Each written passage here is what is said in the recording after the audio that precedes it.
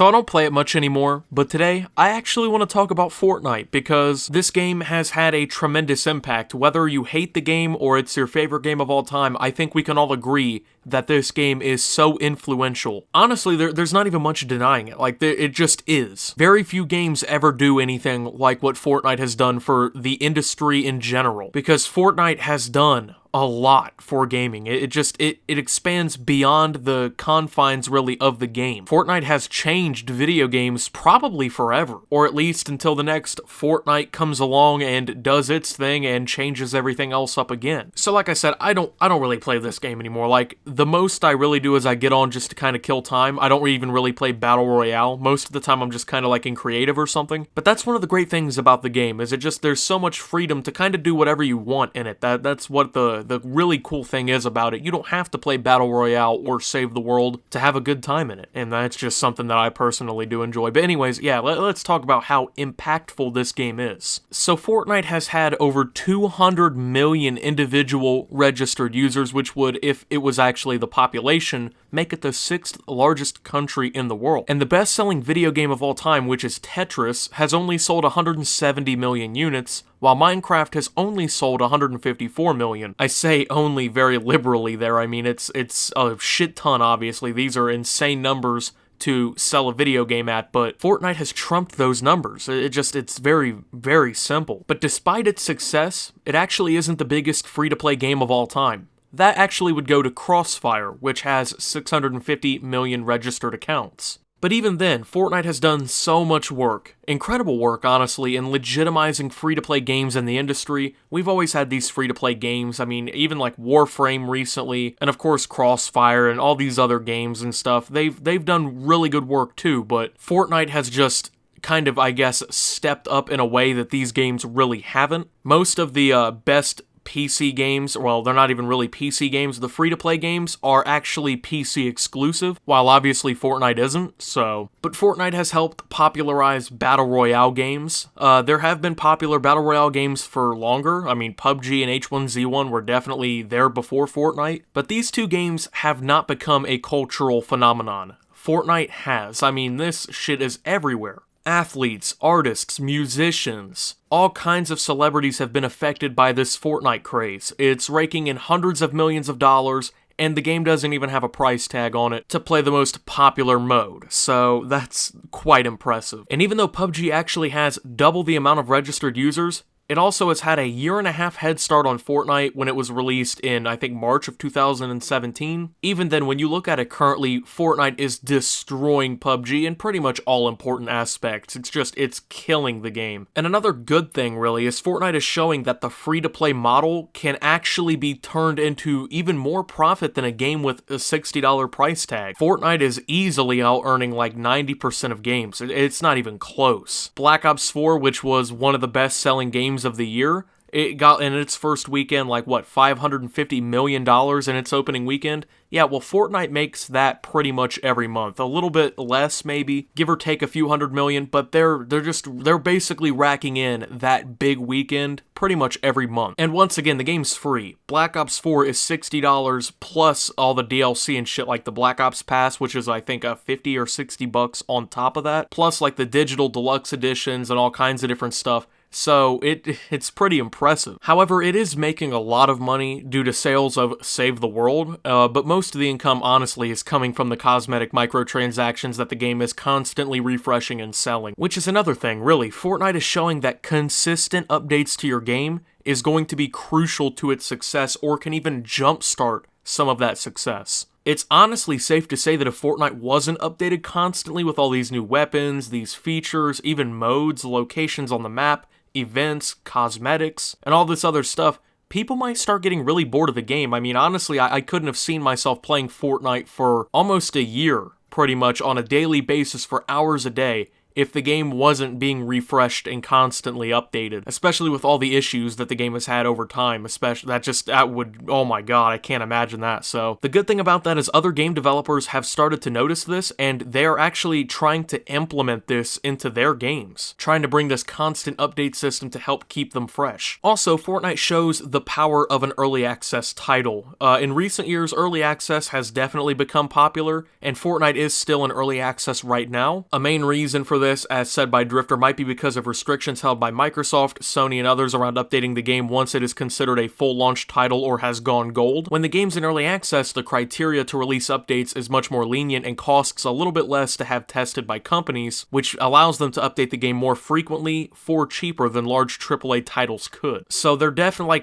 let's compare it to Call of Duty. They're out-earning Call of Duty anyways. They're updating the game more, or at least pretty much at the same rate at this point, because Black Ops 4 is being updated a lot too. But they're also not paying as much to get those updates out, so yeah. And Fortnite has highlighted the awesomeness of free DLC. Now, I think we all kind of knew about how great free DLC was even before, but Fortnite has just made it even more apparent. All updates to Fortnite are free of charge except for like the Battle Pass and cosmetic items in the gift shop and stuff like that, so Save the World even will actually become free to play soon whenever they decide to take the game out of early access, which they might never. Which means that all weapons, map locations, and more are just free. And this has inspired a lot of AAA titles to start releasing their free DLC. EA announced that Battlefield 5 will get free DLC updates, and even Call of Duty has begun to kind of copy that DLC system. Of course, except for the Black Ops Season Pass, which gives the new maps and stuff to the people who buy it. But I mean, Call of Duty pretty much up and abandoned, really, loot boxes or supply drops in favor for these reserves that you can't really even open. And this Battle Pass this like daily item shop, they've kind of done it, you know? And with this free DLC system, they've also revolutionized microtransactions.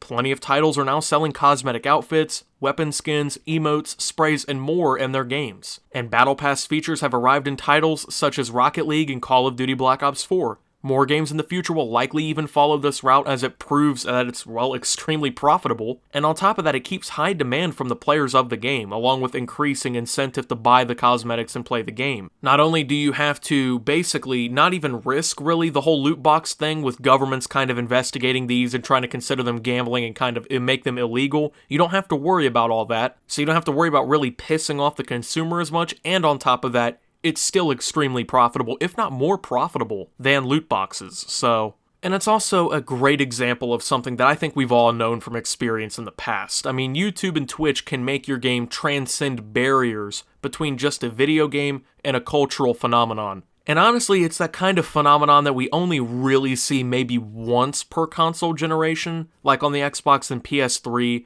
the big phenomenon really was Minecraft. Of course, it was still popular on the next generation of consoles, but the game really took off starting in like 2011. And Fortnite has absolutely dominated the current generation of consoles. Nothing's really coming close, despite coming out nearly a half-decade after the consoles began to launch. Gaming on YouTube is still quite centered around Fortnite, and even before, it was ridiculous how much Fortnite content was being uploaded on the platform. It was breaking records. It's still pretty much the most popular game around right now, and Twitch hardly ever sees Fortnite leave that #1 most viewed spot unless like another game has, let's say like an eSports event going on, or like a new blockbuster title like Red Dead 2 launches, or during hours like which Twitch will have a viewership down like 4 a.m. These websites helped make Fortnite popular. The online presence of the game, bundled with the fact that it's free to play, just made it explode. There was so much incentive to try the game. There was no risk to it. It was extremely entertaining to watch. And plus, it pretty much was everywhere. So, plenty of games have become popular on these sites over the years, but very few, if any, ever reach even half of what Minecraft or Fortnite has. And as much as I hate to say, because I don't think Fortnite's a good esport, it's a special opportunity, really. I don't think Fortnite's going to ever make a great esport. It's just too random. The whole base of the game is too random, too much RNG, and this can either automatically ruin the match because the best players have no chance to compete because they got something shitty and the turds got something awesome, or that might even make them more entertaining sometimes, especially when money's on the line, I have to be honest. I mean, it has huge potential. The thing about it, it's accessible. Fortnite is extremely accessible. I mean, you can't pretty much not be able to play it. Anyone can play. I mean, if you have a computer, or if you have a phone, or if you have a game console, you're pretty much able to play Fortnite. It's accessible, which a lot of esports like League of Legends or Overwatch require you to have a very specific machine to play on, like a PC or a game console. Pretty much everyone now has a smartphone or a game console, and pretty much everyone has computers, so it's much more accessible in comparison to these other esports. It can also appeal to a much larger audience. I mean, it's colorful, it's playful, it doesn't take itself super seriously. A 70-year-old can enjoy playing the game, or a 7-year-old child can enjoy playing the game, and anyone in between. It has that appeal. It can even introduce this concept of esports to so many more people. If you look at games like Madden and FIFA, which actually do have tournaments, or even like the NBA 2K League, there's not as much of a reason really to watch these. You know, you can watch NFL football like 4 days out of the week for half of the year in the United States. FIFA is even more insane. I mean, you can literally watch soccer pretty much 24/7 around the world. I mean, there's so many teams from so many leagues, from so many countries on continents and shit. They're always playing. Soccer's huge. You know, you don't really have to get there at a certain time to see soccer. You don't really have as much of a reason. Like, why would I watch that when I can actually watch professional people in real life do it? And honestly, it's even more entertaining. So they have much more popular counterparts on TV that are already part of leagues that are worth billions. There is no groundwork for those leagues to be really, I guess, laid down. The esports, they need that. So when you compare Fortnite to these, I mean, what is there on TV that's like Fortnite, okay? What real life Fortnite are you seeing on TV? You're not. There's nothing there.